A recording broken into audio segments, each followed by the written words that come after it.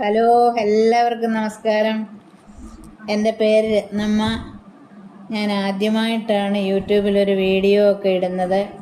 കുറേ വർഷങ്ങളായി എനിക്ക് കൃഷിയൊക്കെ കുറേശ്ശെ ഉണ്ട്. പക്ഷേ ഇന്നാണ് ഇതൊക്കെ ഒന്ന് വീഡിയോ എടുത്ത് നിങ്ങളെ കാണിക്കാൻ പറ്റിയത്. ആദ്യമൊക്കെ പറമ്പിൽ കുറേശ്ശെയൊക്കെ വീട്ടാവശ്യത്തിനുള്ള കൃഷിയൊക്കെ ഉണ്ടായിരുന്നു. അതിനുശേഷം കൃഷിഭവൻ്റെ സബ്സിഡിയോട് കൂടിയിട്ടുള്ള റെയിൻ ഷെൽട്ടർ ഉണ്ടാക്കി അതിൽ തിരുനന സമ്പ്രദായത്തിലൂടെ ഗ്രോ ബാഗിൽ 10 വർഷമായി വീട്ടാവശ്യത്തിനുള്ള ഏറെക്കുറെ പച്ചക്കറികളൊക്കെ കൃഷി ചെയ്തു വരുന്നു. ഇപ്പോൾ എനിക്കുള്ള പച്ചക്കറികളെന്ന് പറയുന്നത് പച്ചമുളക്, തക്കാളി, ചീര, മണിത്തക്കാളി, വഴുതന, കുക്കുംബർ, പയറ്, പിന്നെ അമര, ഇതൊക്കെയാണ്. ഇന്ന് കുറച്ച് വിളവെടുപ്പ് ആയതുകൊണ്ട് നിങ്ങളെ കൂടി കാണിക്കാമെന്ന് വിചാരിച്ചു. എന്നെപ്പോലെ വെറുതെ ഇരിക്കുന്ന വീട്ടമ്മമാർക്ക് ഈസിയായി ചെയ്യാവുന്നതേ ഉള്ളൂ.